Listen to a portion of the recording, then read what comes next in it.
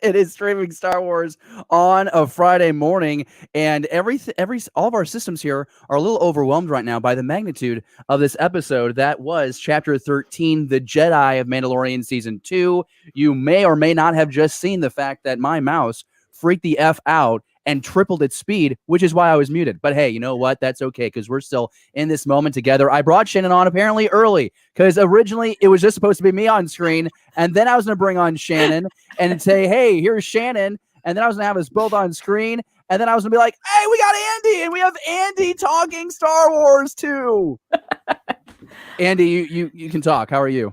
Pretty good. How are you doing? We're doing really well. I'll take the graphic off your face so that way the good people can see you. My goodness, there was a lot of anticipation for this episode of The Mandalorian. I mean, going back to when the episode titles leaked, we thought for this season, this was the chapter that a lot of us thought was going to be called The Sorcerer. We learned that it was The Jedi.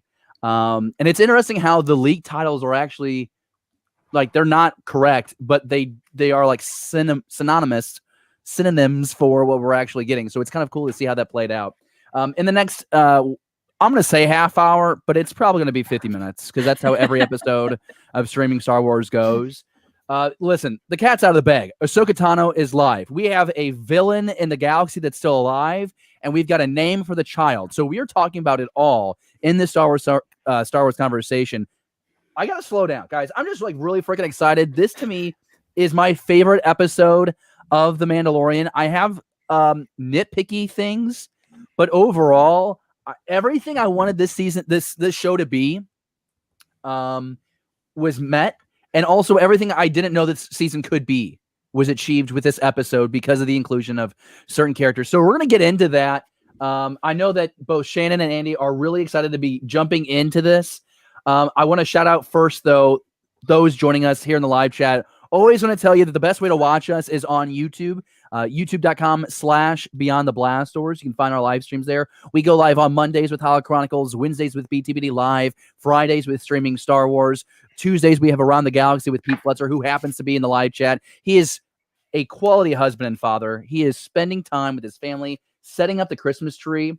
So we really appreciate the fact that he is allowing us to spend this time with his family. We will keep it PG here because there could be little ears listening.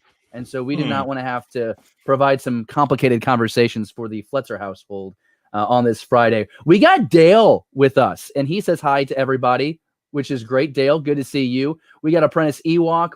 We have... Who else do we have? Apprentice Ewok says, put the graphic back over Andy. That's kind of mean. But we got a good crew here. We're having a good time. I think it's all in jest. I'll do this because this is my favorite view. Oh, bam! It's big, and it's us, and we're talking Star Wars. Okay, so the way we're going to do this conversation, and real quick, if you haven't already, we'll talk about this a couple times, but Hyper Toy Drive, it goes until December 4th. 12 content creators across YouTube, including Steel Wars, Star Wars Explains, Kanata Castles, Idiots Array. The list goes on and on and on and on and on. The Sith List, all of us here at the Beyond the Blast Doors Network. We're doing this big toy drive, Kessel Run Transmissions. We're doing this big toy drive. We're closing in on 100 items donated. We want to smash that goal. We want to absolutely smash that goal. We want to, I like 125, 150, 3,000 gifts. I don't care. Just more than 100. It's very simple to do. Just go to beyondtheblastdoors.com. You'll see the logo at the very top of the screen. You click that. We'll have the Amazon wish list right there for you. Any item you purchase goes to our P.O. Box. We'll donate these toys to Toys for Tots based in New Jersey. Every time we do this toy drive, as long as we're allowed and able to do this toy drive, we will change locations. So excited for that.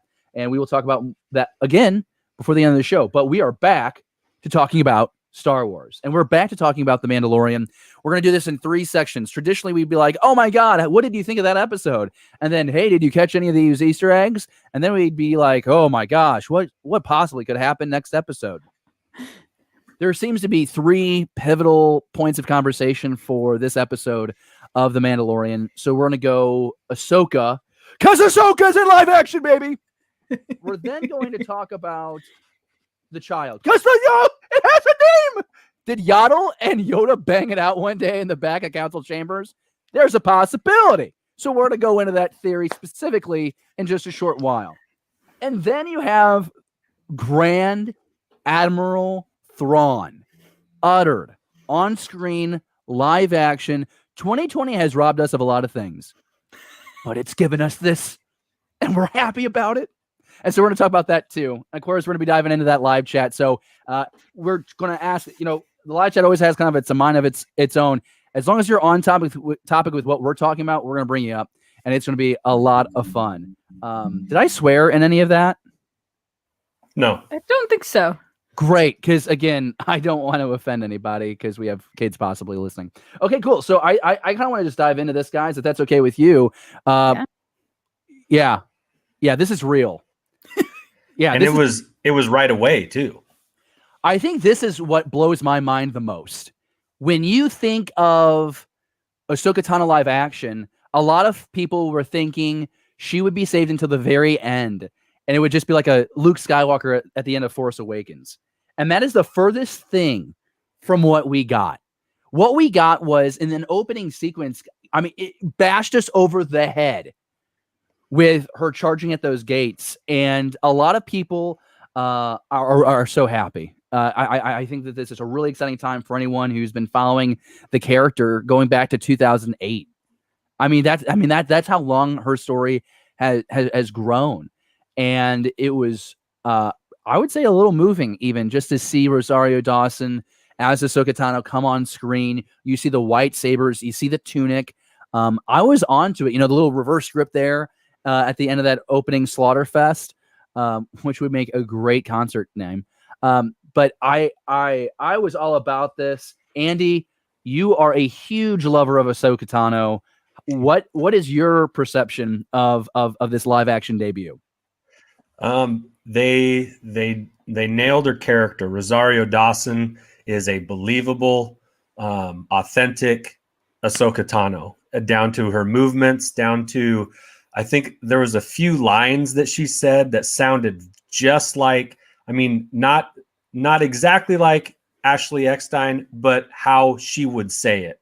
So I believe the line where she was standing in front of the female antagonist, I can't recall her name, but right in front of the doors to her like home place, where she says, "The magistrate." Yeah, tell me where your master is, or something like that. And it sounded very, very much like a line from Clone Wars, in the timing, in the how she spoke it. It sounded very Ahsoka, and of course, Rosario is definitely athletic enough to pull off moves on her own. I don't know how much stunt doubling she had, but there was definitely movements of hers that were definitely hers, definitely Rosario's. And so, for all of the going back years where there was some fan art with her in it, like we talked about before the show, we knew that she could look like her, but could she pull her off? And I think the answer to that is a resounding yes. I was so in love with how they introduced her. And yeah, she had the presentation of Ahsoka at this point. So this is post Star Wars Rebels. This is post original trilogy, but we did get that kind of epilogue at the end of Rebels where you saw the more mature and older Ahsoka with the long robe and the staff. What's that Ahsoka like? And at moments, this episode kind of felt like a horror story. And some folks in the live chat are saying the same thing. Apprentice Ewok, I got major horror suspense vibes of a monster stalking its prey from her. Yeah, there is almost a sense of desperation that I picked up in Ahsoka in this episode. We find out that she's looking for Thrawn, which we're going to talk about. It confirms a few things. Thrawn is back. Thrawn hasn't left. Thrawn must be back and actively doing something. And so I'm really curious about what this could be. And I wonder if, I'll say that for later. I'm so happy. I hope everyone can hear that. I know Andy is happy. The acrobatics, like you mentioned, I thought some of them were really good. And I thought some of them were the limitations of the budget. You cannot compare live action to animated, because in animation, they can make these characters do absolutely anything they want. And it's possible. And someone who can talk about that is actually on the show right now. You're not the biggest fan of Ahsoka, not deliberately. It's just You don't know as much about that character. How did this episode land with you?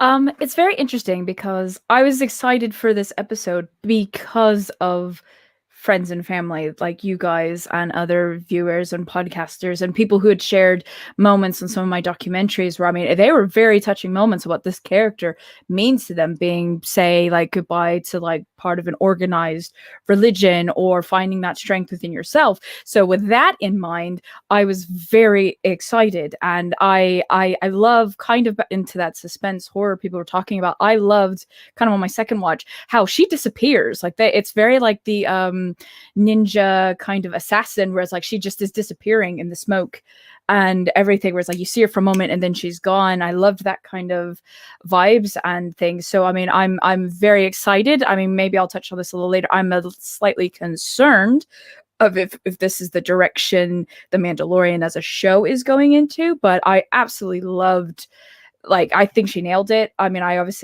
know there were some people that was like, oh, Ashley is my Ahsoka kind of thing. I've seen that on Twitter a little bit, but I mean, I think it's great. It's great to see also kind of older women kicking butt, because Yes. It's like Katie Sackhoff, I think, is in her 40s. Rosario Dawson, I'm not quite sure, but I mean, it's nice to see you don't have to be these young, spry 20-something-year-old women to be kicking butt and taking names, and that's really, really cool. So that's kind of I mean, I'm really sorry. I wish I could be. I'm very excited for your guys' joy. I find joy in your joy, but So, like, Shannon, let me ask you, as far as episodes go for this season, how did this one rank for you? David already said it was his favorite one, and I think that's probably more to do with the reveals in the character than it actually did story. I don't know. I'm speaking for you, David, but how did it land? How did it land for you as far as like rankings this in your season 2 episodes? I don't do well with the episode 5s in the season. I didn't like episode 5 in season 1. I liked this one, but I want to so badly, but I'm not like, oh my god, this is 10, 12, 1,000. I just was kind of like, okay, it felt more like this is a pilot to an Ahsoka Tano show, which I'm all on board for. Because, I mean, the feel was different. I loved that they used her music. I mean, I loved that the themes. And again, I knew this by doing side projects, but it was one of those, it's not my top. I would say actually probably episode 1 of the season so far has been my favorite. But yeah. And that was all the episodes have been fantastic. And I think that honestly, what you're speaking to, Shannon, is one of the successes, I think, of The Mandalorian. It allows fans that are deep into all the weeds of Star Wars to get a lot of satisfaction on a lot of different levels. But it's also an entry point for fans who maybe, aren't into every element of Star Wars. So you can enjoy chapter 9 of this season a little bit more than that. And that's totally fine. I think that each episode kind of speaks to almost a different kind of Star Wars diehard, which I really enjoy. Because like a couple episodes, we got Bo-Katan, and there were people freaking out about Bo. And there were some who were like, she is badass and she's kind of good to look at. And I mean, and she's gorgeous. And, and like the ship was cool, the crane walker, like, every episode is giving someone something to be happy about. So I kind of go back to, it's like, I love that we don't binge this thing in a day. I love that we get it for 2.5 months. Every week we get to have conversations like this. I also real quick want to say, hey, shout out to Sam Carey, who just subscribed to be on the Blast Wars. Really appreciate that. If you haven't already, be sure that you give us a thumbs up, hit subscribe, and go ahead and click the bell. So that way when we go live just like this for streaming Star Wars, or we have other videos that we upload, you're the first to know, so you can check out that Star Wars conversation. I think it's a really interesting point that you have there, Shannon. And to be fair, since we're talking about Ahsoka, and let's talk real quick about that transformation from animation to live action, because part of the conversation that some people are having is the LeCue are shorter. Her headpiece is shorter. Yeah, I love him using my hair as like. Yeah. Well, I think the other word from him is like morals or morthals or something. There's a word. And also, by the way, if you are wondering why is my hair so disheveled this episode, yeah, I had a shower before this. So looks like you've got good water cold pressure. shower. Yeah, We got hard water here in Iowa. That's what I've learned. It's hard water. I didn't know there was such a thing. Oh, yeah. Did it bother you guys when you saw her? Because like when I saw Ahsoka come on screen, I saw Ahsoka Tano, and I did not question it.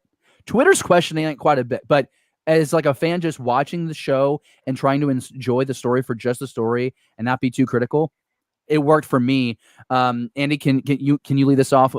Did you think it translated well to live action? So if you're talking about the headpiece that Rosario Yeah. was wearing, there were times where you could see like little creases in it, and I thought is that how that would really act and respond to movement, because you don't see those in animation. Mm-hmm. Or is it just because you've got some like foam that actually doesn't respond to movement well? So if it does move, it creases for a moment before it can kind of go back. So I noticed it. It was not a distraction to me. It did. What was maybe just a slight more distracting was that that it wasn't as big on her head as it might have been like in animation. But again, those are really tiny critiques, and for me, it didn't distract from it at all. In fact, everything that I know Ahsoka to be from animation, Rosario portrayed in live action, and that means everything from Force abilities to her personality to her physical movement. So, they didn't actually show her jumping up to the top of the wall, but that's definitely something that, you didn't have to. How they did that was perfect. And, nothing from how she was in animated for me was detracted in live action. I feel the same way. And, there were some cheats that they had to do with the editing. How does she get to the top of that building, for example? You see her leave the frame, you see her land, you got to do that because we have to be careful as fans to not ask for too much. You're getting a TV show on a streaming platform.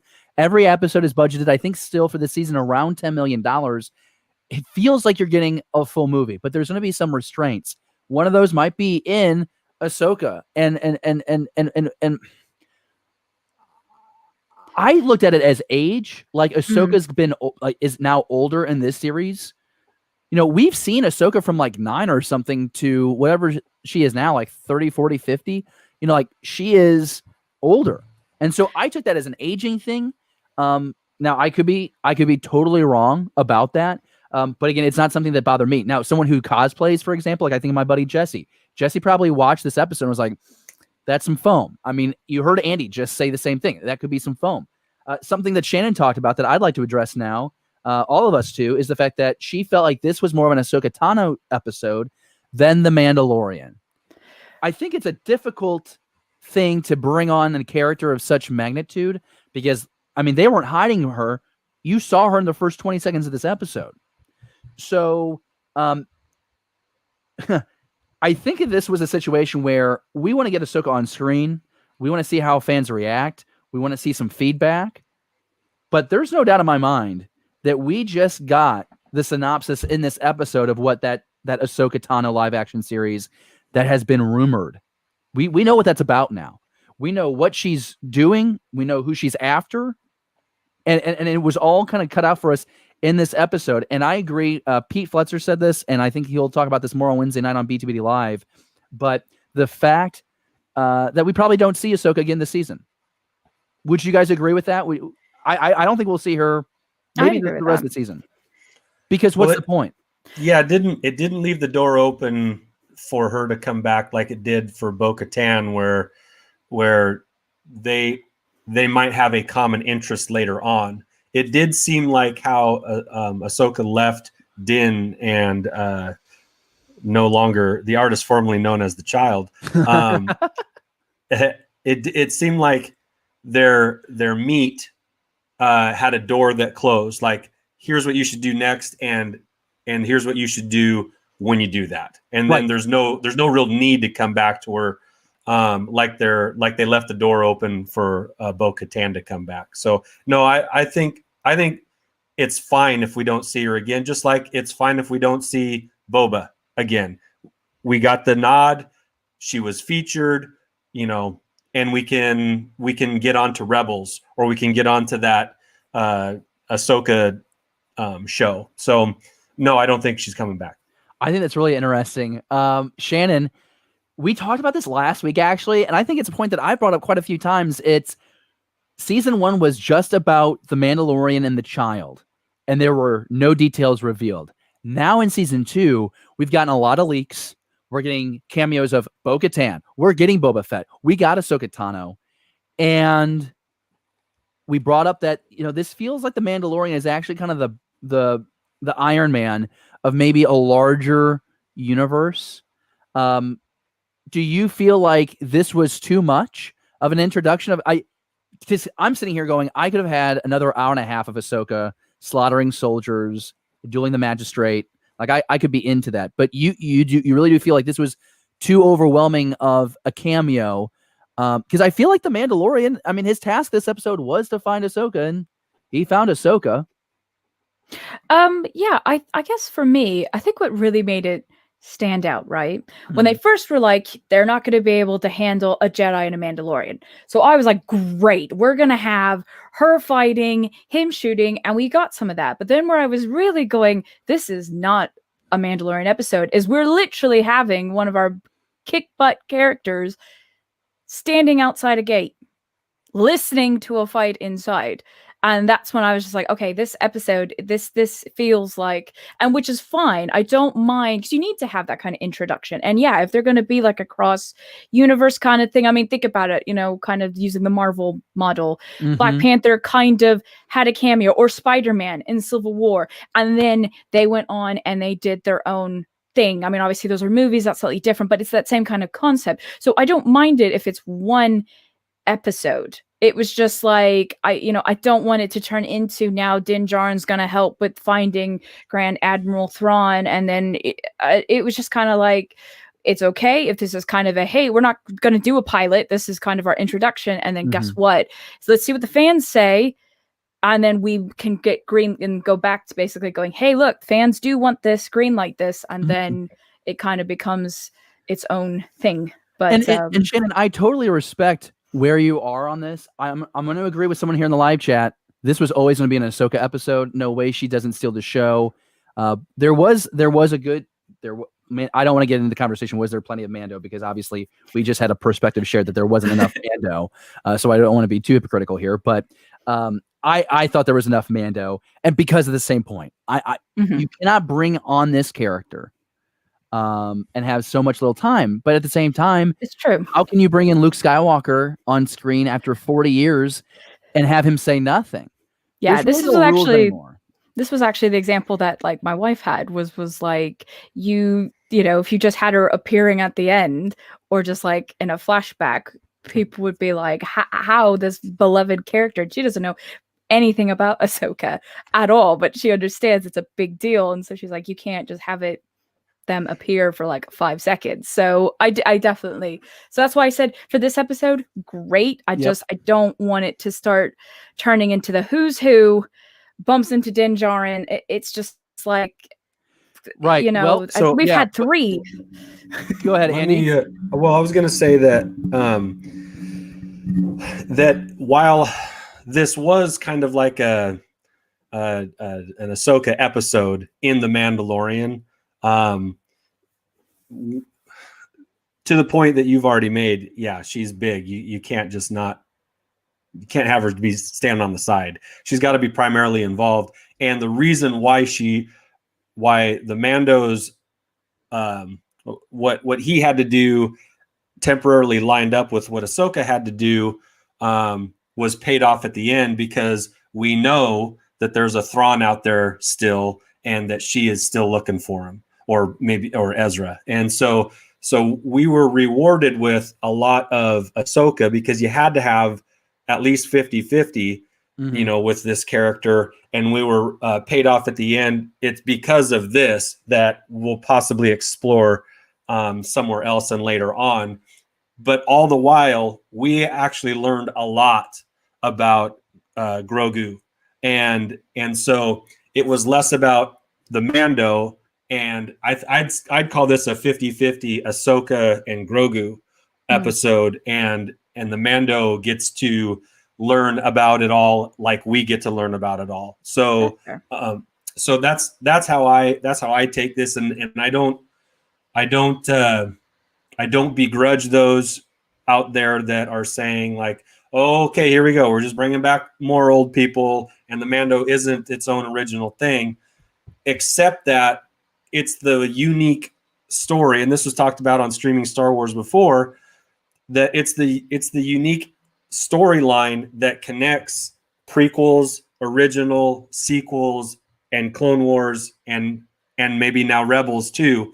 It's in a unique place where it all kind of can run through this one show, and as a result, there have been touch points from all previous Star Wars entities that are being nodded to and that are being brought up and even seen in this show. So it's cool like that, and I understand why don't overdo it. Too much of a good thing is too much. But I also understand too that it's also engaging every level of Star Wars fan as a result. So it does that really well. It does that really well. I want to, you kind of set it up. So I want to transition. I did like the fact that the live chat, we have some great takes here. Like, where's the Empire in this episode? Kind of thought that they were right on the Mandalorian's tails, but I like this. It seems like the trackers are just a little slow, because you'd think that they'd be able to track down the razor crest pretty quickly. A lot of fun comments in the live chat. I think everybody wants to get to Grogu. We'll circle back around if there's anything that we missed. I think we were pretty thorough with it. So without further ado, I'm going to pull him back up, because Grogu, his name is Grogu. The child is no longer the child. It's the Grogu, or it's Grogu, not the Grogu. Be careful when you're on Twitter. I don't know if you're supposed to still tweet out that child or Grogu, but that's his name. And Grogu likes macaroons, space cookies, and he's a sloppy eater, and he makes really cute sounds. And God, for $5 million, Grogu's the name that we have. Okay, that works for me. I don't know if there's a better name, but that's the name that we were given. What was that moment like for you? Shannon, we'll start with you. What was that moment when the child's name is revealed? Well, funny thing, the first viewing, because I always watch with my better half first, I didn't hear it. So she's like, I hate it. And I was like, I didn't even have to hear it, but I didn't even hear it yet. But luckily, Din said it a second time, Grogu. And actually, I don't mind it. It's growing on me. I didn't get like I don't like it. Because to be fair, this always kind of happens. We kind of had a bigger version of it with Rey's parents. For the longest time, everyone's got their theories. What's this? Kind of the same with the name. So there was always going to be a kind of, because that mystery is gone. But I'm fine with it. I'm just glad it doesn't start with a Y. I would have really rolled my eyes if it was like something with a Y. So Grogu, I'm on board with. It's cute because it's like a pet name. You're supposed to have pet names with 2 syllables, so you can put emphasis. And obviously, because the Mandalorian, we can't see his face, so to show emotion, you could be even when he was like coaxing him with the like Grogu, it's like you could do that, so it's appropriate, and I dig it. I gotta ask Andy, is Grogu Jaren his full name? No, not yet. There's not been a formal adoption, although there has been a connection established. There's been no formal adoption. And we still don't know what's going to happen to him. But we have to get the paper signed. I did look up, of course I did, the meaning of Grogu or other iterations of that word. And here's the best I could come up with in a short amount of time. I'm reading it here from Wikipedia, a reputable source. Very reputable. We can use those now in 5-paragraph essays in school. So yes. Grog, Grogue, also known as Grogu or Grogo, is a Cape Verdean alcoholic beverage made from sugarcane. So that helped not at all. Okay. That gives us no insight into what the hell that name is about. This is a sweet little cutie. No, there we go. But here's what I noticed. It's 12:30 now. I want to drink. Yes. That the name ends with an oo sound, which makes it very And okay, here's how I thought of it exactly. You name your pets a name that ends with E or U because they respond to it. And as soon as anybody said his actual name, he perked right up like a puppy looking at their master. Mm-hmm. Right. And so that was the only connection I had to the name. There's obviously at this point, there's no backstory to his name or why it's important. But being a dog owner, that's what, and I'm not, don't get me wrong, I'm not calling Grogu a pet by any means. He seems to be a sentient being. So, but just that they named him something that he would respond to when he heard it, just like other creatures would. So that was my only thought about the name. I'm glad we have a name for him, though, instead of calling him Baby Yoda or the child, which both feel awkward. We can now put those aside. Yeah, and for branding purposes, now you'll be able to get the Grogu Hasbro Black Series 6-inch. Well, 3.5 inches. I mean, there's no way you can make that thing 6 inches, right? But then you'll also get like, Grogu's like, I don't know, like bib, and then I would rather have Grogu's bib than have the child's bib. I don't know. I thought the branding, I thought Baby Yoda worked really well for a while. I will say this, though, and I love the conversation that's happening in the live chat. Sam Carey, for example, is doing some math. Could Ahsoka have known Yaddle? Could Ahsoka have known? And, clearly Ahsoka says Yoda in the episode, so that's her reference point for the species of Grogu. But the math here, she starts training around 32 BBY. Yaddle doesn't appear in Attack of the Clones or the Revenge of the Sith. So some good math there. Canon math is hard, man. That timeline is difficult. We got flexible. And it's flexible. Yeah, you can change it. Ours is in the live chat. Ahsoka was 4 around the time of Phantom Menace. If Yaddle stepped down from the council shortly after, she wouldn't even know. And to be fair, we don't even get introduced to Ahsoka until she's like 9 or 11 or something when we see the Clone Wars movie. So, it's very fascinating. I guess my question is, when you have to ask yourself now, because we've learned. He says he was hidden away. And if he witnessed events of the Clone Wars, who hid him away and why? Does anyone here, do we have a theory already in development, Andy? I have 3. All right, so give me the first one. All right, well, let's do this. Let's go. Shannon, you give me one first. We'll go back and forth. So Shannon, give me your first one. I have a feeling this one will get shot down, but I wonder, in Revenge of the Sith, and Obi-Wan is seeing the all the slain younglings and things. It would not surprise me if he saw Grogu, and because it's interesting when Yoda is said, he also perks up. So it's almost like he knows who Yoda is. So it wouldn't be surprised because Yoda was with Obi-Wan. So it wouldn't surprise me. And it's kind of like okay, you're a secret child and you look like a Jedi Master that's now being hunted.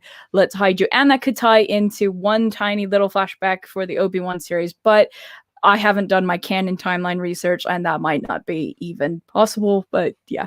Well, Arzu's giving us the education in the live chat. She's saying that Ahsoka was 13 or 14 at the time of that movie when we first met her, so very interesting there. Some people think Mace Windu is a likely theory. Andy, do you buy into that, or do you have a different theory?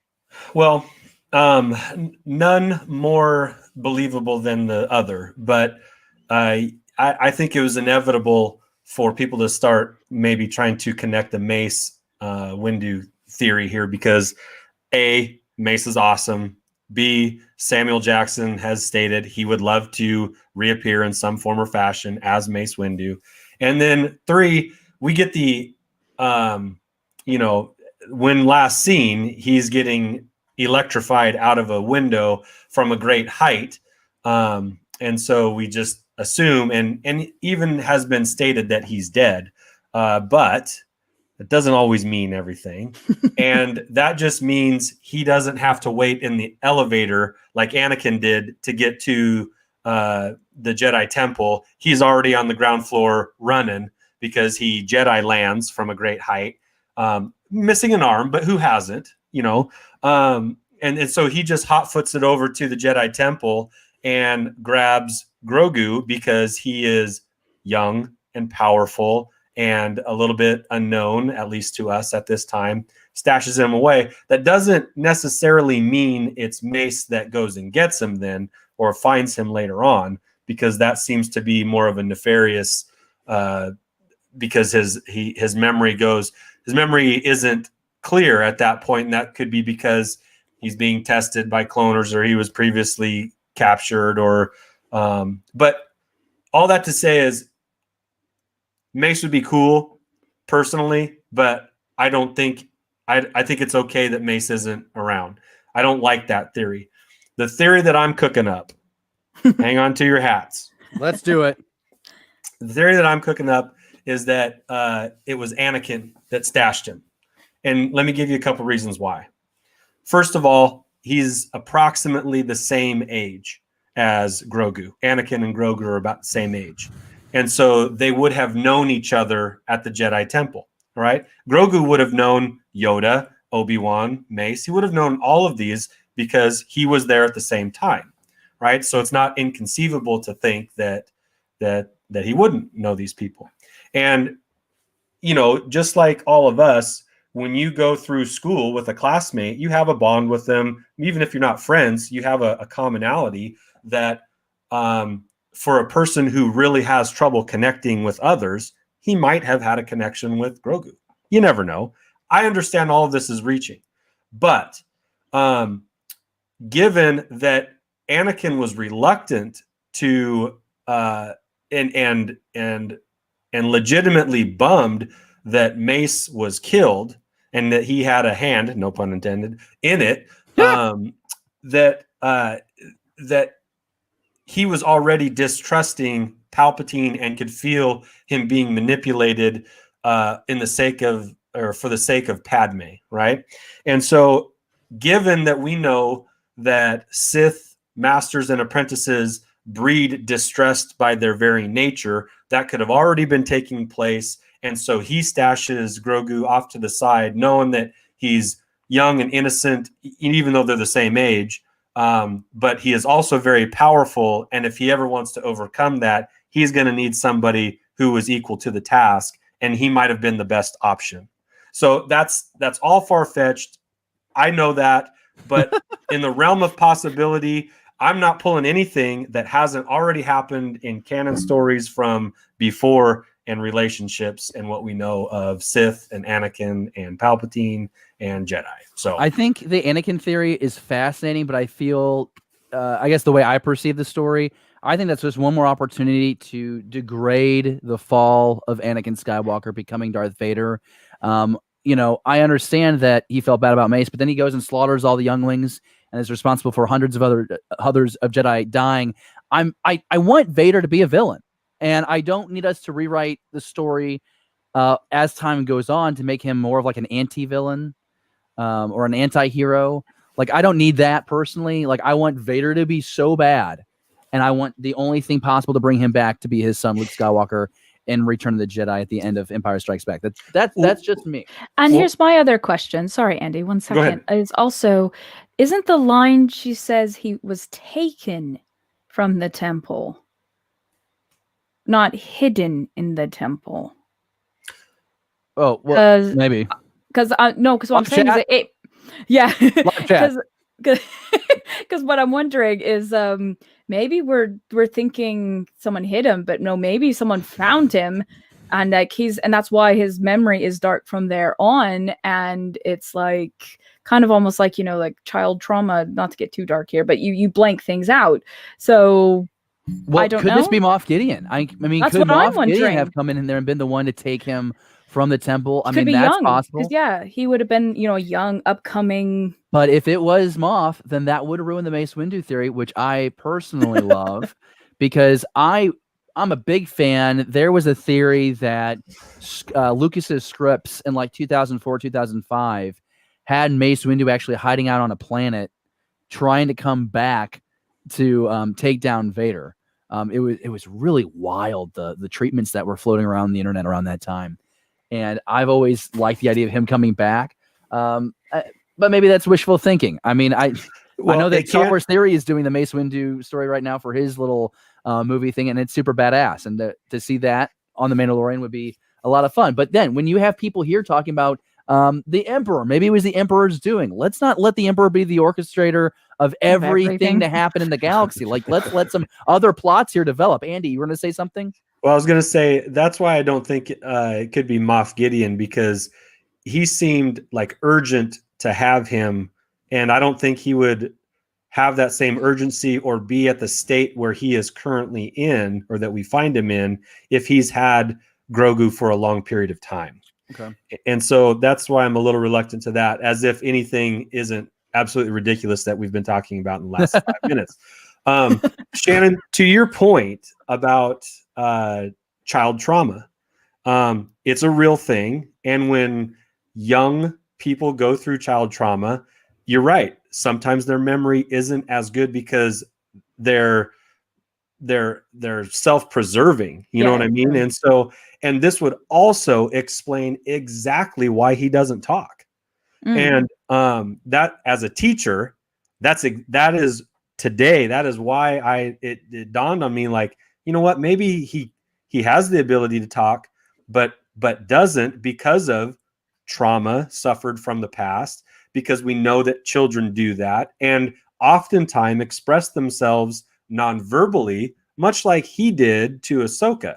And so there was some kid connections and child trauma that I feel like actually were very explanatory to why a 50-year-old sentient being is not as we necessarily would expect him to be. Not that we would know, but maybe that's why he doesn't speak, and maybe that's why he can't remember, because he's self-preserving. He's shut himself off to the Force for the most part, and verbal communication is something that he has not yet crossed yet, as far as like rehabbing himself to a place where he can.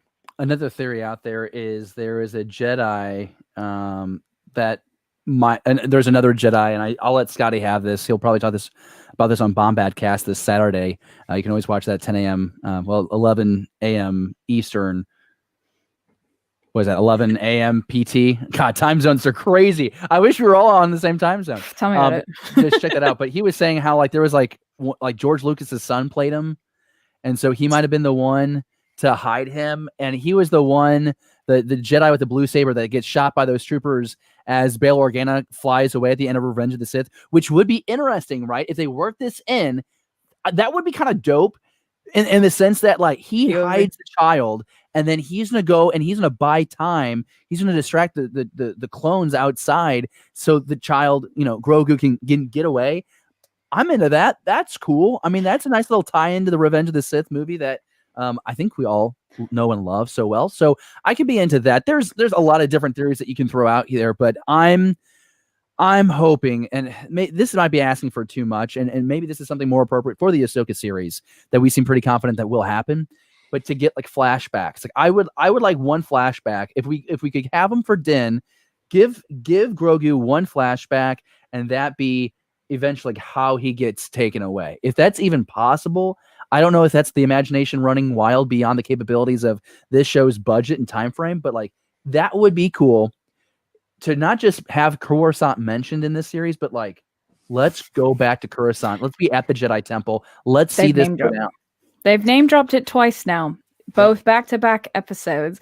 And to your point, they really could do that because, like, for example, we don't have to see the Jet Lucas face. Right. You got the idea, and all you got to do is get the right music cues. It'll be from the POV of the child, and he's hiding him just like how Din Djarin's hidden, and then you can see through the cracks, the behind where he gets shot down, and you can hear Bail Organa scream and drive off. So it's paid off, but you don't have to see it like clear as day. And I just realized also it'd be kind of cool now to have like a bonding moment where Din's like, do you know what? I he could almost share with Grogu. Mm-hmm. I was left behind and hidden. He's a foundling. He's a found, and going, I know what it's like. So, I mean, they have even more shared. We knew that as viewers, but now they know as characters, kind of thing. Well, we're gonna get him. We know that Din's taking him to Tython, and where is that? It's a planet from the EU. Oh, okay. Old Republic, as far as what Steve Heineman says here. But we know that he's going to take him there now, or at least that's whether it's short term or long term from now, that's the plan. He's going to take him there. We'll see if he gets sidetracked along the way, but that place we know is strong with the Force, and being connected to a place that's strong with the Force and in any sort of meditative state, he could remember. And could Jedi? So we're supposed to go to this planet so he can be one with the Force and reach out to maybe another Jedi. And everyone is freaking out, thinking that this is going to be Luke Skywalker. And so, kind of to a point that I've made, and a point that Shannon has made. One, is that even realistic? Two, is this hijacking this series? But again, if this series is to launch the MCU of Star Wars, this makes sense. Andy, do you think we're calling out to find Luke here? What other Jedi could possibly be? I mean, Mace, I guess Mace would do.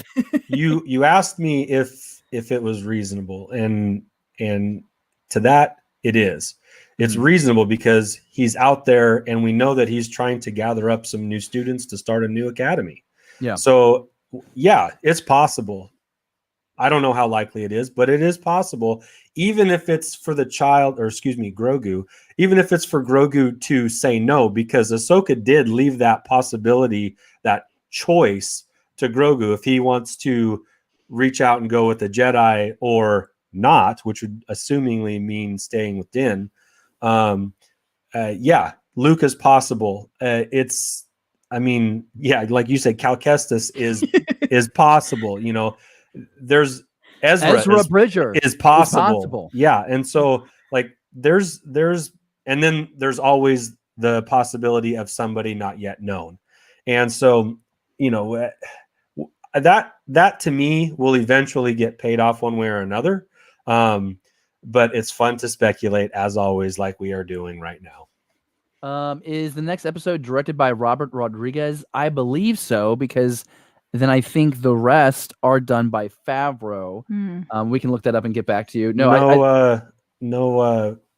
I can't say his last name.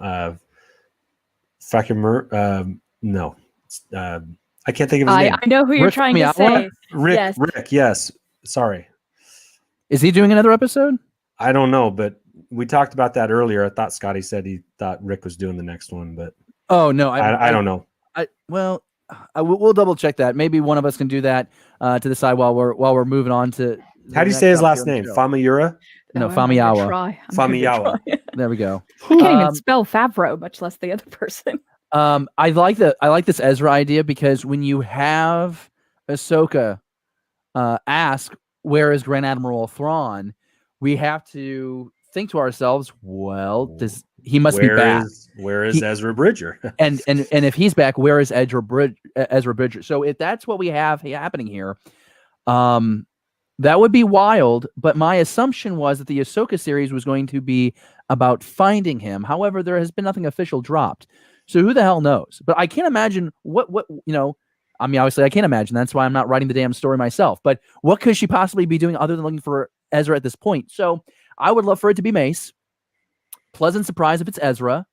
But I think Ezra is the treasure of the Ahsoka spinoff. That's just what I think. But we've mentioned him twice now in the show, and dang nabbit, we're going to talk about him. The fact that we have Grand Admiral Thrawn for the first time in Star Wars canon said out loud in live action. So obviously he was in Star Wars Rebels, but this is a thing now. His name has been uttered, and I don't think you're going to see Thrawn in The Mandalorian. Personally, I think Thrawn is going to be the baddie of the Ahsoka story that we seem to have watched the pilot episode for today here on Disney Plus. But just when you heard, I mean, here's the thing. I freaked out when Bo-Katan asked, where's Ahsoka Tano? When I heard Ahsoka Tano ask, where's Grand Admiral Thrawn? I was like, what did she just say? I was freaking the frick out. And now, Shannon, you said this episode was a little bit insider baseball. I'm going to ask you, I mean, did you get excited when you heard Grand Admiral Thrawn? I rolled my eyes. Are you kidding me? This is Listen, huge. This is huge. Okay, I understand it's huge because I knew nothing of Thrawn. My first introduction to Thrawn was 2016 London Celebration. I am waiting in line to try Battlefront out, and people lose their collective minds when he is announced to be on Star Wars Rebels. I was like, who is this blue guy? I appreciate he is a big deal. And that's why, again, I was just like, okay. I mean, I can't wait till my parents watch this because they literally know nothing. They are the OGs. Their first date was to go see Star Wars in the cinema. So, and they watched the live action. Yeah, they watched the live action. So I'm really curious how they're going to take. It might just be a name to them, but for me, I was just like, okay. I wanted again this big reveal, but there was no music. It was just silent. It was just the whole moment just felt a bit funny, and I was just kind of like, I knew it was coming. I guess I was like, why? What? She kept saying, "Who's your master?" I was like, she's gonna say Thrawn. It's eventually gonna come. So when she had the saber to the throat, wait, I was like, you were watching this episode thinking, oh, she's just gonna say Thrawn. You didn't think that she would just say Moff Gideon? Yes, I did. What reason did you have to think that Thrawn would just be who she name dropped?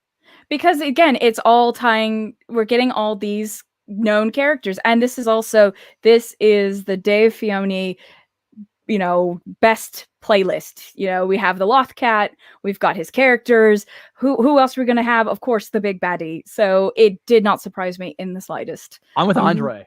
I did not expect that. I guess I'm not that smart. I guess my assumption was that she's there and this is post Rebels, and so we're looking for Ezra. But yeah, when I heard Thrawn dropped, I mean, Andy, were you stunned? I'm very happy. I like Grand Admiral Thrawn. This is like a guy that's been around since the 80s, and we're going to get him live. Well, it wasn't quite the 80s, but early 90s. So just think about the history you were there, of the I character. Yeah, I was.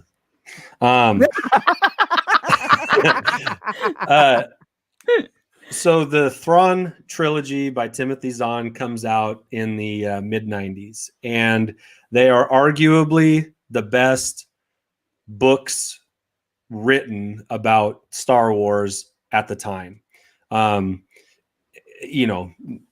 People that have read all of those 90s extended universe books, there might be a little disagreement on maybe if they're the best, but they're definitely top 3. I don't think that is really questionable. But anyway, he was a cool character in the 90s when he first hit the scene. Oh, an intriguing alien, because you didn't see aliens rise to prominence in the Empire because they were a little I don't know. They weren't really alien friendly. We'll just say that. So it goes from an extended universe to then it gets Thrawn gets brought back by more books with Timothy Zahn 20 years later. Yeah, 20 years later, as well as he is now on the animated series and now gets recognition in a live screen, which doesn't mean he's going to be live screen, but if you just watch the arc of the character, not the arc, but the history of the character, he's unique, right? This character is unique in that way. And again, they're pulling in Star Wars audiences from all over, and Thrawn is an extended universe connection. True. Now that ties in a certain group of people, maybe more like me, that read a bunch of those books. Not that I wasn't already invested, but again, this Mandalorian is pulling on strings from every Star Wars entity, and acknowledging Thrawn in a live action is just another way to do that. And we may never see him in live action, but that now he's real. He's more real now after today than he was yesterday, because he's in more now, right? He's been verified. He's got the blue check now. So yeah, I like that. So even if we never see him in live action, it makes sense that Ahsoka would be looking for him. That didn't seem weird or out of place. It was a surprise for me and for you, David, not for Shannon, because she's much smarter than us. Come on, Shannon. But I know. I'm going to get so much hate. No, it's not hate. You it's shouldn't. Just, we're teasing if you were to ask any of us, and like, okay, well, what's Ahsoka's goal? What is she going to be doing? Well, she's obviously finding Ezra and Thrawn, right? That makes perfect sense. So it wasn't even a reach. It was just like, oh yeah, sweet. So yeah, this to me made a lot of sense. It wasn't weird. It wasn't forced. It wasn't awkward. It just made sense. And now we have another way we can go with this character now, who's been around for over 20 years. I know that we're on a Mandalorian focused installment of Streaming Star Wars today, but I do like this idea. Who would y'all want to play Thrawn? Lars Mikkelsen could probably play him in live action, and the voice would match. Lee Pace, Pierce Brosnan, Michael Fassbender are a few that would be good. I've even seen some Christian Bale fan art that looks freaking fantastic. But I think that Lars would be the most popular option because he is the voice and does very well for Thrawn and Star Wars Rebels. You agree with that one, Andy? 100%, because there's two things unique about Thrawn, and that is his blue skin and red eyes, his physical appearance, and then his voice. And if you're not going to if the guy that can't voice him be him on screen, then we're running into the Ashley Eckstein thing again. Like, okay, he could, you paint him blue, slick his hair back, give him some red eye contact lenses, and that could be him. I love the Fassbender idea because I think he's an outstanding actor. But I gotta prioritize voice over blue skin for me, because I would even say get Mark Thompson. Yeah. Like, could he possibly do it? Because he does a great impression of Thrawn. So, I mean, I prioritize voice over spot on looks, even though I think Mikkelsen could do it. I'd go Mikkelsen first. Yeah. I think there's precedent that's now been set, right? And as you mentioned, Ashley Eckstein is the voice of Ahsoka Tano and created that character voice alone. I mean, if you think about it, but she wasn't, they didn't pick her to make the transition from animation to live action. And so, if Lars could do it, if that is an option, I think that would be really exceptional, or to have his brother in Star Wars, thanks to Rogue One. So it would be really cool to see him do that. Shannon, what do you think if we're doing our dream casting here? I'm not a big fan of who should be what, but we can have some fun with it. Who do you think it should be? I totally feel Fassbender. Now you have to understand, again, I don't know. The only way I know what Thrawn sounds like is our Beyond the Blast Doors intro. And to me, again, much love to Mark Thompson, thinks he sounds like Jack Sparrow, but I don't know the Thrawn character. But I think Fassbender could add that, could add that. Well, he is out of work now, so I guess we could bring on Johnny Depp. Buzzing. Okay, you should go back to talking. Sorry, but Fassbender could definitely handle the physical side of it, because Thrawn is a physical. Even though he plays it cool and close to the vest, he is a very physically talented. Well, this is what I was trying to get at. was he can add that. Like, I think of him as Magneto, right? He has that kind of cool, and there's still a kind of gentlemanly nature about him, even when he is at his most raging. And obviously he's also trying to channel Sir Ian McKellen, but I don't know. I just the Fassbender is a good. That's mine. No, I'm with you. I'm with you on that, Shannon. I think that in a world where we get to decide who gets to be who, I think that we can decide. Both of those options are really solid. I think the live chat is pretty much on the same page with us. Sam's poor Din just keeps getting told to go to more places. Yeah. Tatooine, Water Planet, Corvus, Tython. When will it end? Well, we have 2 more seasons after this, so probably at least another 23 episodes. My goodness, I'm just so thrilled at the idea, and again, acknowledging that I don't expect to see Thrawn in The Mandalorian. I do think that Moff Gideon is the big bad here for this series. But something that we talked about just Wednesday night here on the channel is the fact that every major or every pivotal Imperial baddie has their project. Tarkin's project was hijacking the Death Star from Krennic.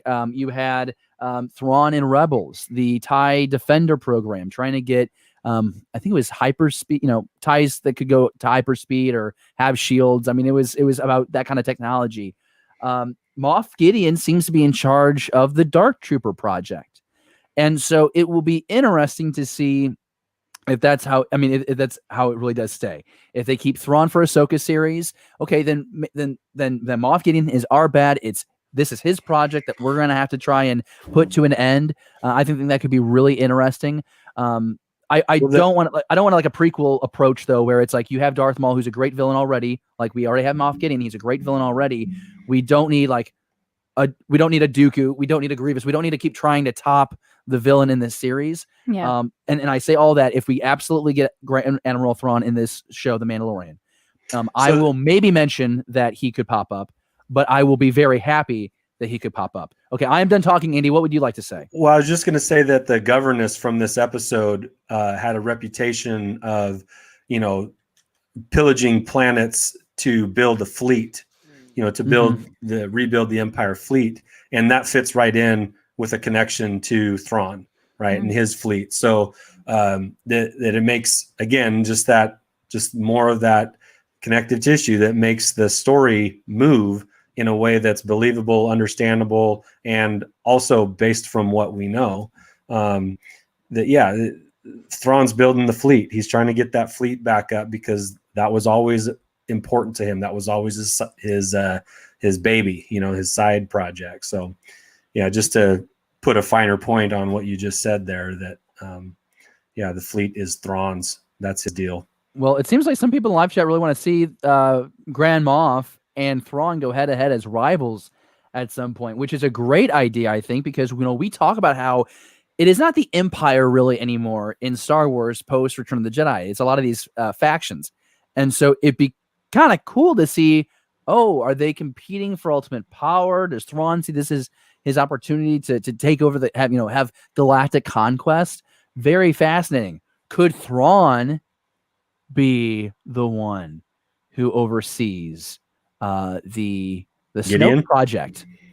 No, the Snoke project. Because if you read real quick, if you do read the first Thrawn trilogy, well, not the first one, but the first complete one, the 2015 one. I don't think you get my point. It's those three books. There is one. What it shows is how Thrawn establishes a relationship with the Emperor and tries to gain his trust, and does not look at the Emperor as his master, but someone he can kind of ally himself with. And we see the angle of Vader there. I think it would be really interesting is if we come to learn that Thrawn actually positioned himself so well with the Emperor trusted him, not Vader, with this ability to clone him and be able to have this essence transferring. I think that could be really wild. Andy, what was your point? Well, I was just going to say that Gideon and and Tarkin are out in the Outer Rims together. And from what we know about post Return of the Jedi is that there is a power struggle. And in a place like the Outer Rim, then it could be Imperials battling Imperials for that struggle, as well as crime syndicates and the new Rebel Alliance. So, I mean, it's definitely in play that they could be at odds with each other and not aligned. Hey, real quick, everybody, if you have a chance, go ahead and hit that thumbs up button. You can also subscribe to our channel and ring that bell so you get more videos just like this. I'll let you continue to look at Andy's face because I'm trying to bring up this question. I think that kind of as we round this one up, I'm trying to find the question. Here we go. This is one that I think that we can all kind of have some fun with. Also, Force Ghosts. Could they de-age Hayden? Have Force Ghost of Qui-Gon or Obi-Wan at this Jedi Temple that we think we're going to see in next week's episode? Would that be something that you would be into? A little throwback to the prequels? Shannon, how would you feel about that?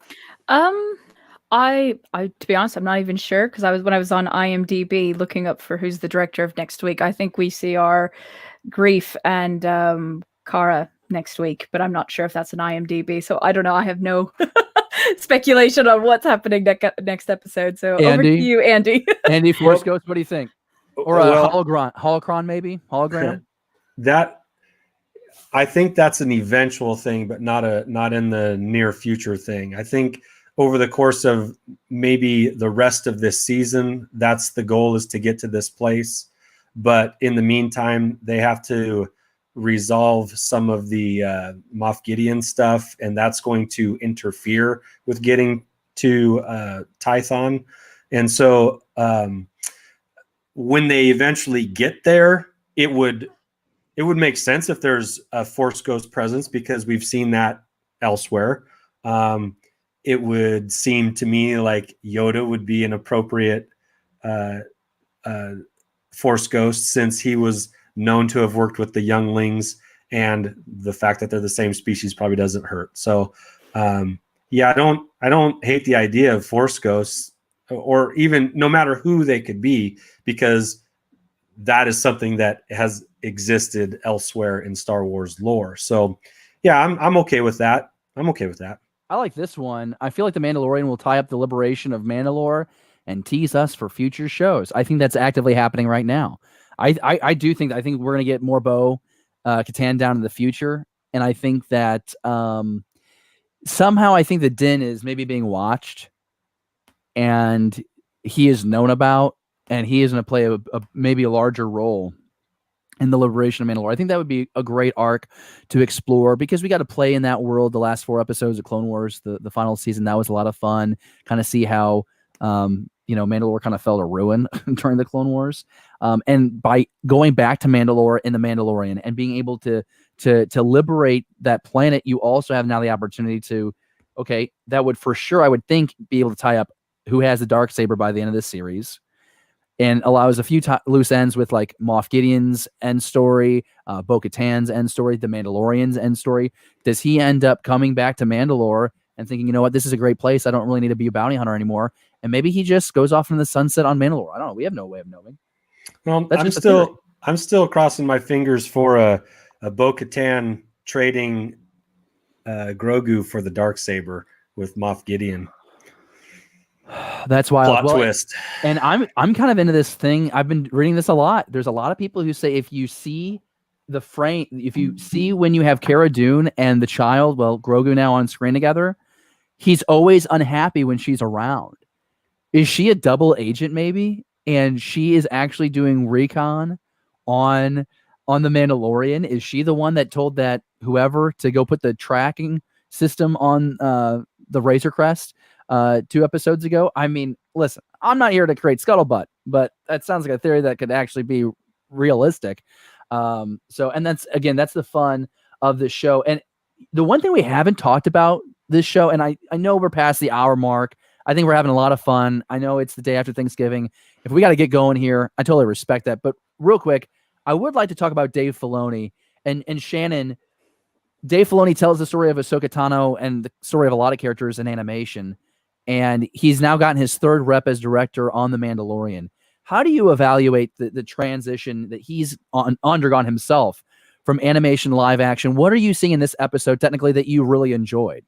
Well, kind of going back to some of the points that we were talking about. So kind of when we were talking about her headgear, I think the reason why, and kind of to jump universe here, but kind of works out because that actor was in this episode, is with these things that we're talking about, right? Be it from animation or things like that, that aren't a tangible object.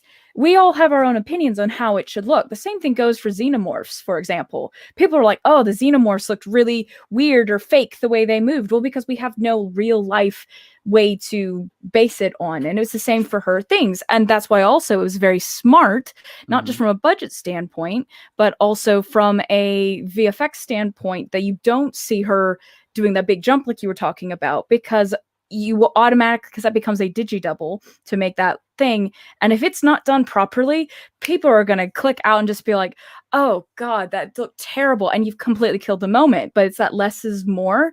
And so that's why it's like, yeah, you can have these. She's literally, in the end of Clone Wars season 7 or whatever that was earlier this year, like going between ships and things. But if we saw that like in live action, mind you, if it's done right, it would be pretty cool. But it's one of those, like, you need that sense of realism. You don't want that ragdoll kind of thing, because otherwise it just, people are like, ugh, that's really bad CGI. But that's because it's not a tangible, real thing. And I think that's why the headdress to some people will look, I mean, it looks a little bit like kind of like a memory foam, but obviously then you also think the practicality. If she's having to fight and move, you don't want something heavy on them as well. So, and in terms of the transition, I think she looked great. Mm-hmm. And there was one moment that did make me go, that was cool, was cause I think her sabers extend this way, and that shot, and that looked practical, because nowadays we know from like the sequel trilogy, they are able to get the lighting off the face and things. That was amazing. Even me, who was like, I'm not as diehard of a fan, I was like, I can appreciate that from a filmmaking and visual effect standpoint. So I think, and like even one shot that it kind of creeped out my better half was the robot going over the roof.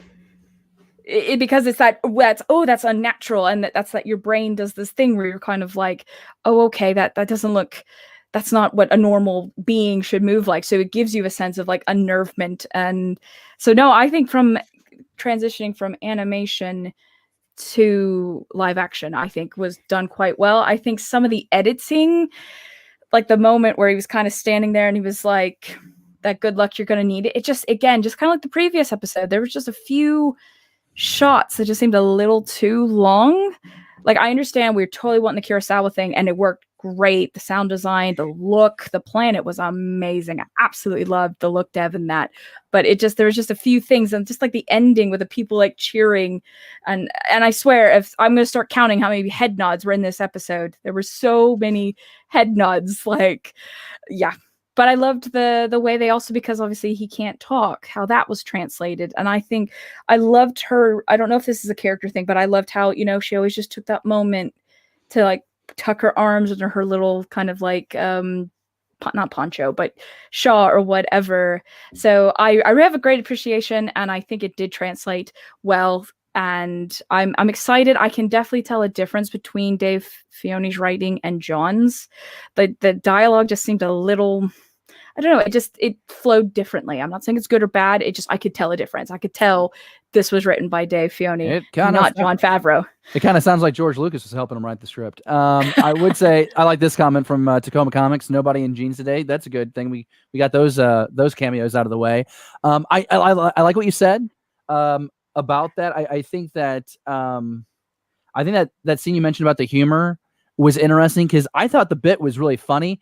I just thought that actor delivered his lines like really lazily. Like, I just thought like they could have probably found someone better off the street. I think there's a lot of people who would be in Star Wars who could have probably have been that character a little bit more convincingly. Yeah. He just kind of seemed like he wasn't happy to be there. It's like, Hicks, I love you, but so I was like, but that said, no, it was good. I guess my point with that question was, and we can, go to Andy, come back to you, but Dave Filoni specifically, his change from directing animation, and now here he is, his third episode of The Mandalorian. I felt this episode is some of the best Star Wars we've gotten in a long time. And I think that we have proof in performance now that he can direct live action. I'm not on set. I don't know if John was on set this season and able to point some things out and save him from making mistakes, or there was someone help. I don't know. But Dave Filoni's name is on this episode. And that episode was a damn well-directed episode, in my point of view. If you want, was there maybe a little different beat on some humor? Yeah, but you know what? Every episode, we're basically getting a different director anyways. So that's just, I think, one of the liabilities of the way they've structured this series. But I think we've had way more positives of all these different directors being in this series. So, like, I can roll with it. But, like, Dave Filoni specifically, I think he did a bang-up job. I am not convinced. Yeah. Whoa, going full screen with that's- this stuff. All right, Andy. All right, let's have it. Why don't you like Dave Filoni? Come on, big boy. Tell the internet why you're right and they're wrong. We know Filoni can absolutely nail an animated series. All right. We know this and we sing his praises for it. We know that he knows more about the canon and the connections in between stories and can draw connections better than any of us can. All right. All this episode proved to me is that Dave Filoni can direct his story. All right. Yeah. This was his character. All of the little subtle things about this were because of his previous stories and his connection to Thrawn, even though Thrawn's not his character, but he has become his character. He has adopted this character. And this isn't like, this is a different, we have to put this episode off to the side because he's using all of his story. Yep. And so of course he's going to do that well because it's his. He knows it. He's made it. He's created it, and he's connected it to previous canon. So I'm not suggesting in any way that he's not good at it. I'm just saying that you have to take this one off to the side. We have to, if you want to judge based off of 3 episodes, then you have 2 plus 1 that of course he's going to do well with. He set himself up to do well with this one. So it's like when an athlete gets traded and then they play their former team. They're going to have insights to that team that others won't because they were just there. And so of course you want them maybe running the game plan for that game. So I don't consider this a win for Dave Filoni. I don't consider it a loss for Dave Filoni. I think it was inevitable for him to have success with this one. Now, as far as your larger question, that now are we justified in saying that Filoni has successfully made the transfer to live action? I'm not going to say yes or no. I'm just saying we can't take this one. We can't think of it in the same way we think of the other 2. Is that fair? Yeah, I think you're a tease. I think you're a freaking tease with that answer because you buried the lead. Yeah, I mean, that's fine. I think that it's on David's shirt. You know he's gonna love it. He's wearing Filoni right there. Did I hurt your feelings, David? No, it's nothing. I mean, I'm wearing the damn shirt. I mean, this is a He was Filoni excited. Filoni Star Wars story, baby. Let's freaking go. You can get on TeePublic right now. It's a great shirt. Go get it. No, I mean, listen. 3 episodes in, I've seen a lot of growth. I guess for me. Good for you, David. But I think you're right. That fine. 3 episodes isn't enough. Okay. I hope he gets to direct the entire season 3. We'll see what he's got after that. That seems very unrealistic. By the way, if you want to support Beyond the Blast Doors, you can go in the description of this live stream right now. We have some of our affiliate links for some great Black Friday and holiday deals for you. Don't know why I'm whipping around a screwdriver. But that's a screwdriver. But we got some links down there. Every Lego Star Wars set right now that's on 20% on Amazon down in the description below. Check that out. By doing that, you actually help support our channel as well. Yeah, Dave Filoni, I want him to be so successful. And I think that what we might actually be seeing is because you have Jon Favreau working so much on The Mandalorian. We also know that Kevin Feige is planning a movie. We don't know of what, but he's producing a Star Wars movie that could drop either in 2022, 2024, 2026. And so if there is a new tandem, if that duo is now coming over to the Star Wars world to set up the next decade of Star Wars storytelling, because we know Kathleen Kennedy is going to, she's not going to be sticking around for Star Wars much longer. In 2021. Yeah, that contract wraps up soon. So I think it would be really interesting if that larger story, and maybe Dave does get to direct a movie down the road. That'd be really cool. And maybe it would be a Disney Plus exclusive. I don't know. I wonder what he likes doing better at this point. If he prefers the animated or if he prefers the live action.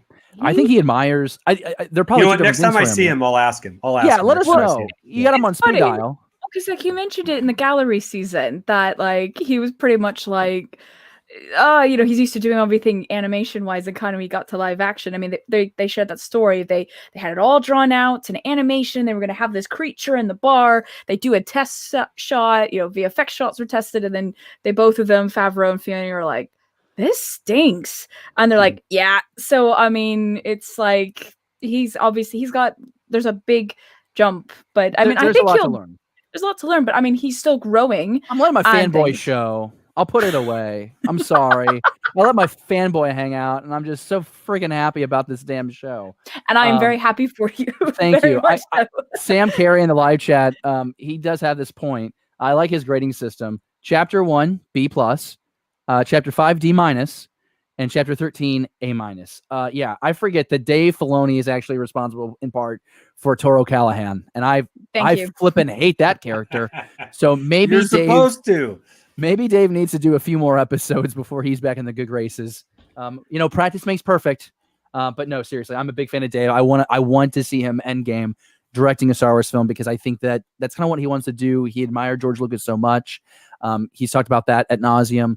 And I love that he does talk about it at nauseum. So we hope that happens.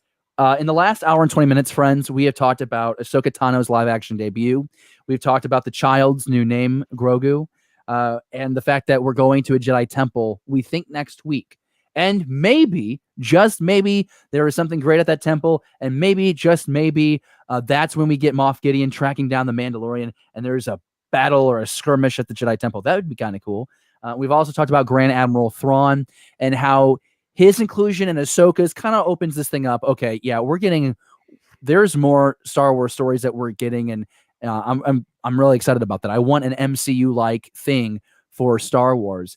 Before we wrap this thing up, and everyone's been so great in the live chat, if there's anything that we should talk about before we get out of here, let us know very quickly in the live chat, because I think we're about to blast off. But is there something, Shannon, we haven't talked about you think we should address before we get out of here? Nope, I think we definitely covered everything. Mr. Andy, is there something we need to talk about? No, I think we've covered our bases pretty well and gone deeper into things than we should have. Oh God, we're so deep. Are you talking about my fanboy hanging out? I'm sorry. I was talking about fan theories too on who rescued. Yeah. Yeah, no, that was great. I also just shout out. I want to put Andy full real quick. I watched Star Wars for the very first time using the VHS tapes back there behind you with the blue, purple, and red text. With the Vader, the Stormtrooper, and Yoda. Yep. That's how I watched Star Wars in 1996. That is really awesome. That brought a lot of joy to me to see that in your background. So thank you for sharing that with us. You're welcome. I think that we've been pretty freaking dope. Oh gosh, Steve Hyman's like, what did we think about the Beskar spear? What do you think that's all about? Real quick, Shannon. I thought that was actually Ahsoka's staff for a second. Again, remember, I'm in that gaze of I'm not connected to everything, so I'm thinking, she stole Homegirl's staff, she wants it back, kind of thing. But then I was like, wait, I don't think it's a spear. So I don't know. I did love like the kind of fighting where like she kind of got it ready, and so it was a very unique thing. But I thought it was Ahsoka wanting her staff back, and it wasn't that. What was your take, Andy? Because I thought, am I supposed to know about this spear? No, it seems for a rare of material as Beskar is, all the important people have some. So, so now he's got more. And so what is he going to do? I think he's got a thigh piece that he still needs to make. And then maybe he'll make a little Beskar suit for Grogu now. This Wonder Woman on a horse. Is this Pegasus? I don't know anything about Wonder Woman. This is my Beskar. I have Beskar and I will give it out. All the important people have it. So that's my Beskar. Wow. God. And like, does that thing get melted down at some point? Because does the Mandalorian need anything else for his armor? Does he need like cufflinks? A thigh piece. I think he needs one thigh piece. Yeah, he needs like a thigh piece. I think he needs cufflinks. Maybe like a better holster so we can bedazzle. Grogu needs a helmet. Oh yeah. Does he get Beskar armor? Does he build a lightsaber hilt out of Beskar? Do we melt the spear down to get a Beskar hilt? That is the ultimate lightsaber. Do you know how much better off Anakin Skywalker is if he has a Beskar lightsaber hilt? He probably doesn't lose it as often. It doesn't get destroyed in Attack of the Clones so easily. That would have been very helpful. Why did not the Jedi team up with the Mandalorian? Why did not? We're doing this. Why did the Jedi not go with the Mandalorians a long time ago? They're not friendly, David. We should have patched this up a long time ago. This is the thing. I want a Beskar hilt lightsaber. That's what we do for Grogu. For Grogu. Done. For Grogu. There we go. There's our next shirt. Lightsaber hilt, and it just says for Grogu. Right. Oh my gosh. Guys, I have so much Fletcher fun. will be on that now. I have so much fun talking Star Wars with you guys. Real quick, Shannon, before we go, where's the best place to follow you if we want to continue the Star Wars conversation? You can follow me on Twitter with at Shenanigan, which is spelled EN at the end. So I am Shenanigan. Andy, if we want to continue the conversation, where's the best place to follow you? At Holochronicles, you can follow Josh and I on all of our toy and merchandise talk every Monday on the Beyond the Blast Doors network. Holochronicles, that's right. Every Monday night, 10 p.m. Eastern, 7 p.m. Pacific. You guys have been absolutely crushing the game with all of your Mando Monday talk. It has been so much fun. This Monday, we are going live at 1 Pacific, so 3 Eastern, because we have a guest from the UK on, but a fellow by the name of Marshall Julius. Oh, wait, just a fellow. Yeah, that's a pretty impressive guest you guys got there. What are you guys going to be talking about? The 6th, Mando Monday, and new releases. I hope to God at some point we get to talk about that new Qui-Gon Jinn sideshow collectible piece. That thing is absolutely beautiful. I was watching the live stream earlier this week. Just the wiring in the hood so you can pose that. And just, I mean, obviously Qui-Gon in his Jedi robes with the saber, like that's such a sweet display piece. It's like $500. It's a lot of with his Jedi poncho. You gotta have a Jedi poncho. Every good Ahsoka Tano. She had her poncho today. Got the poncho. She looked badass and looked a little evil, looked a little crazed. She's pissed. I like pissed off Ahsoka. She won it. She won it. All right. So everybody, it's been a lot of fun talking Star Wars. We've gone a little bit longer than we thought we would. But what is your take on The Mandalorian, Season 2, Chapter 13, The Jedi, featuring the live-action debut of Ahsoka Tano? This live stream ends. What we want you to do is refresh your page, and we want you to comment on this video so that way we can know your take on this episode if we weren't able to get to you in the live chat. So that way we can continue the Star Wars conversation. Shannon, Andy, myself, we'll be in the comment section. We'll see you guys soon.